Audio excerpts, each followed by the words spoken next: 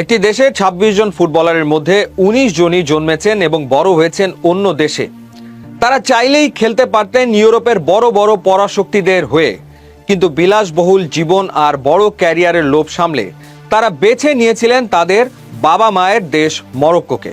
ফলাফল ২০২২ বিশ্বকাপে সেমিফাইনালে খেলে ইতিহাস গড়েছে মরক্কো। ঠিক একই গল্প কি এবার লিখতে যাচ্ছে বাংলাদেশ? ইংল্যান্ডের প্রিমিয়ার লিগ কাঁপানো হামজা চৌধুরী থেকে শুরু করে ফিনল্যান্ড, সুইডেন বা কানাডায় বেড়ে ওঠা প্রবাসী ফুটবলাররা যখন দলে দলে যোগ দিচ্ছেন বাংলাদেশ জাতীয় দলে, তখন কোটি টাকার প্রশ্ন, মরক্কোর এই সফল ফর্মুলা কি বাংলাদেশকে নিয়ে যাবে ফুটবলের বিশ্বমঞ্চে? মরক্কোর ফুটবলের এই উত্থানকে বলা হয় ডায়াসপোরা ম্যাজিক। ইউরোপের এলিট একাডেমিতে বিশ্বমানের ট্রেনিং পেয়ে বড় হওয়া খেলোয়াড়দের যখন মরক্কো দলে আনে, তখন রাতারাতি দলটির খেলার মান বদলে যায়। মরক্কোর এই অবিশ্বাস্য সাফল্যের পেছনে যে প্রক্রিয়া বা প্রসেস কাজ করেছে, তা কেবল খেলোয়াড় দলে নেওয়ার মধ্যে সীমাবদ্ধ ছিল না, বরং এটি ছিল এক সুদূর প্রসারী মাস্টার প্ল্যান।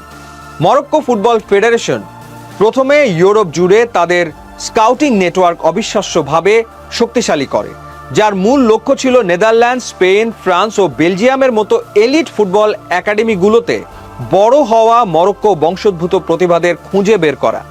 এরপর তারা শুধু খেলোয়াড়দের পাসপোর্ট দেওয়ার পেছনে ছোটেনি, বরং তাদের পরিবার সহ মরক্কো ফুটবলের দীর্ঘমেয়াদী ভিশন বুঝিয়ে এবং জাতীয় দলের সাথে এক ধরনের আত্মিক ও আবেগীয় বন্ধন তৈরি করে দলে ভিড়িয়েছে।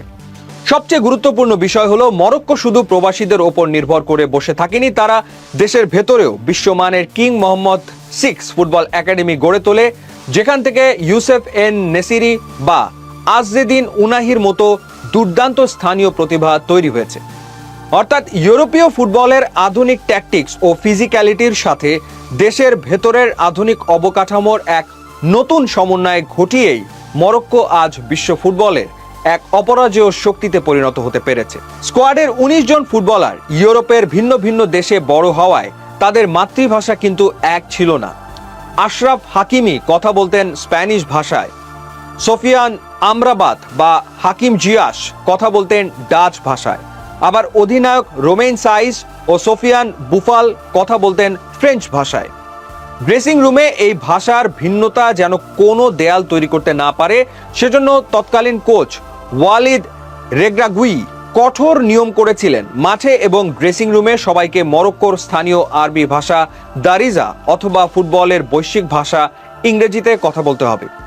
এই নিয়মটি ভিন্ন ভিন্ন সংস্কৃতি থেকে আসা খেলোয়াড়দের খুব দ্রুত একে অপরের সাথে মিশে যেতে সাহায্য করেছিল। মরক্কো ফুটবল ফেডারেশন কাতার বিশ্বকাপ থেকে শুরু করে এখনো একটি অনন্য প্রথা চালু রেখেছে। সেটি হলো, খেলোয়াড়দের ক্যাম্পে বা হোটেলে তাদের মায়েদের থাকার ব্যবস্থা করা হয় এবং ফেডারেশন নিজ খরচে মায়েদের বিজনেস ক্লাসে করে মাঠে নিয়ে আসে। মরক্কো ফুটবল ফেডারেশনের সভাপতি ফৌজি লেগজা মনে করেন, প্রবাসে বড় হওয়া এই ছেলেরা যখন তাদের মায়েদের গ্যালারিতে মরক্কোর পতাকা হাতে দেখে, তখন দেশের জন্য জান প্রাণ দিয়ে লড়ার মানসিকতা তাদের মধ্যে দ্বিগুণ হয়ে যায়। সোফিয়ান বুফাল বা আশরাফ হাকিমিদের ম্যাচ জয়ের পর মায়ের সাথে নাচ বা চুমু খাওয়ার দৃশ্যগুলো ফুটবল মাঠের চেয়েও বড় এক পারিবারিক আবেগের প্রতীক হয়ে উঠেছে, যা এখন অনেক বড় বড় ইউরোপীয় দেশও অনুকরণ করার চেষ্টা করছে। এই ১৯ জন প্রবাসী ফুটবলার কেবল মাঠেই মরক্কোকে দেননি, মাঠের বাইরেও তাদের অবদান অবিশ্বাস্য। হাকিম জিয়াস বা আশরাফ হাকিমিরা জাতীয় দল থেকে ম্যাচ বোনাস বা বেতন হিসেবে যে অর্থ পান, তার একটি টাকাও তারা নিজেদের পকেটে নেন না। কাতার বিশ্বকাপ থেকে শুরু করে এ পর্যন্ত পাওয়া সমস্ত বোনাসের অর্থ তারা মরক্কোর প্রত্যন্ত অঞ্চলের হাসপাতাল, ক্যান্সার আক্রান্ত শিশু এবং দরিদ্র ফুটবল একাডেমিগুলোর ফান্ডে দান করে দিয়েছেন। বাংলাদেশ ফুটবল ফেডারেশন এখন হাঁটছে সেই একই পথে। ফিনল্যান্ডে বড় হওয়া ডিফেন্ডার তারিক কাজী এসেই ইতিমধ্যে বাংলাদেশের ডিফেন্সের অন্যতম প্রধান ভরসা হয়ে উঠেছেন। অধিনায়ক জামাল ভুঁইয়া ডেনমার্ক থেকে আসার গল্প তো আমরা সবাই জানি। আর বর্তমানে সবচেয়ে বড় যে হাইপ, লেস্টার সিটির হয়ে ইংলিশ প্রিমিয়ার লিগ কাঁপানো হামজা চৌধুরী। ফুটবল বিশ্বের অন্যতম কঠিন লিগে খেলা একজন প্লেয়ার যখন বাংলাদেশের লাল সবুজ জার্সি গায়ে জড়ান, তখন দেশের ফুটবল প্রেমীদের মনে নতুন করে আশার আলো জ্বলছে। বিদেশে থাকা আরো বেশ কয়েকজন তরুণও এখন বাফুফের রাডারে আছেন। কিন্তু প্রশ্ন হলো, মরক্কোর পথ অনুসরণ করে বাংলাদেশ কি সত্যিই বিশ্বকাপে পা রাখতে পারবে? স্বপ্ন দেখা ভালো, তবে আমাদের বাস্তবতার মাটিটাও পরীক্ষা করা দরকার। মরক্কো যখন ইউরোপ থেকে খেলোয়াড় এনেছিল, তাদের নিজেদের দেশে ঘরোয়া ফুটবল অবকাঠামো এবং কিং মোহাম্মদ 6 ফুটবল একাডেমি ছিল বিশ্বমানের। শুধু প্রবাসী দিয়ে তারা দল সাজায়নি, দেশের ভেতরের ফুটবলকেও তারা উন্নত করেছিল। বাংলাদেশের ক্ষেত্রে শুধু 3-4 জন প্রবাসী ফুটবলার এনে রাতারাতি বিশ্বকাপে খেলা সম্ভব নয়।